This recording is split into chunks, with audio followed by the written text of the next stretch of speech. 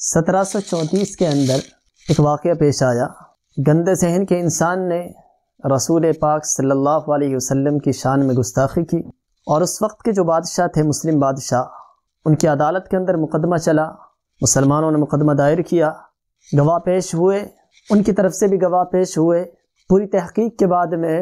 واقعات کی جو چھان بین کی گئی تو اس سے پتہ چلا کہ یہ شخص واقعتاً مجرم ہے۔ ہمارے نبی حضرت محمد صلی اللہ علیہ وسلم کی شان میں اس نے گستاخی کی ہے، اللہ کے رسول کو انہوں نے گالی دی ہے، اللہ کے رسول کی شان میں انہوں نے گستاخی کی ہے، اور اما عائشہ رضی اللہ تعالی عنہ اور اسی طریقے سے حضرت فاطمہ رضی اللہ تعالی عنہ کی شان میں گستاخی کی ہے۔ تو اس بنا پر عدالت کا یہ فیصلہ آیا کہ اس شخص کو سولی دے دی جائے اور اس کو ختم کر دیا جائے۔ چنانچہ اس کے اوپر عمل کیا گیا اور اس شخص کو ختم کر دیا گیا۔ تو یہاں گستاخی رسول کی بنا پر اس شخص کو ختم کیا گیا، لیکن غیر مسلموں کی نظر میں،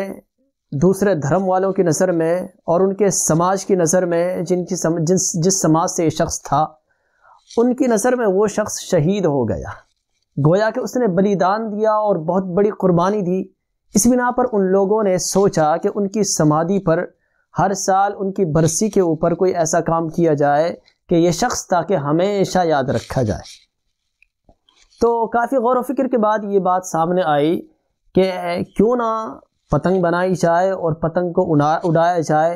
اور اس کی جو سمادھی ہے اس کے اوپر بسنت کا ایک میلہ لگایا جائے۔ چنانچہ اسی وقت سے یہ تمام چیزیں شروع ہوئی ہے، پتنگ کا اڑانا، بنانا، بسنت کا میلہ لگانا، یہ تمام چیزیں اسی وقت سے شروع ہوئی ہے اور آج تک یہ جاری اور ساری ہے۔ لوگ اس کی تاریخ بھول گئے، اس کا پس منظر جو بھول گئے کہ کیوں یہ واقعہ شروع ہوا، کیوں یہ تمام چیزیں شروع ہوئی، اور دھیرے دھیرے یہاں تک نوبت پہنچی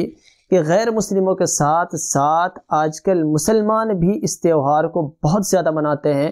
بلکہ اگر یوں کہا جائے کہ غیر مسلموں سے زیادہ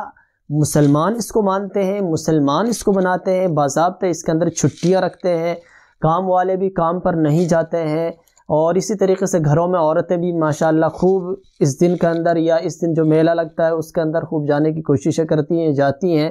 تو ذرا غور و فکر کرنا چاہیے مسلمانوں کو کہ ایک وہ کام کہ جس کی تاریخ کے اندر، جس کے پس منظر کے اندر،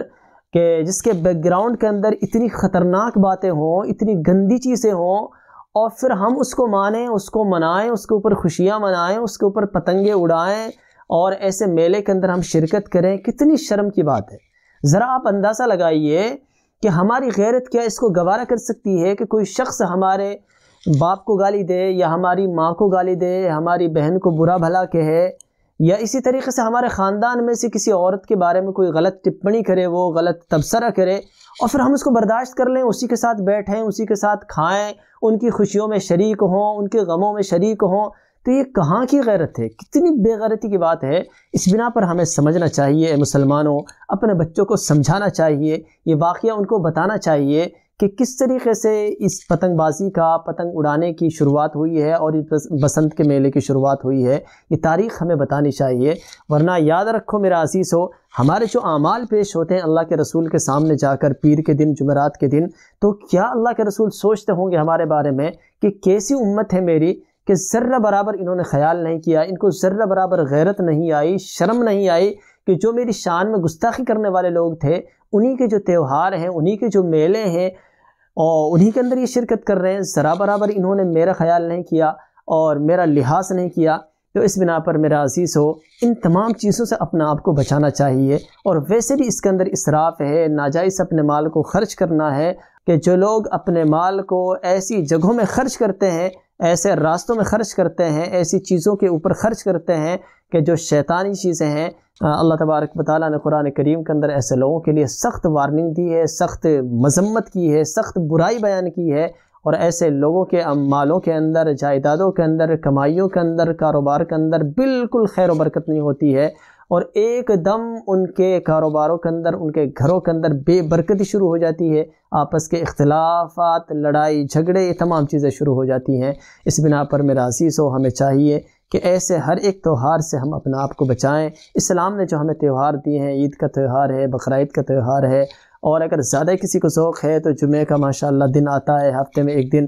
تو اس کے اندر جتنی خوشیاں چاہو مناؤ، اسلام منع نہیں کرتا ہے، لیکن ایسی کسی چیز کے اندر ہم شرکت نہ کریں جس کا تعلق اسلام سے نہ ہو اور جس کے پیچھے اتنی خطرناک سازشیں ہوں۔ اللہ تعالی ہمارے سب کی حفاظت فرمائے۔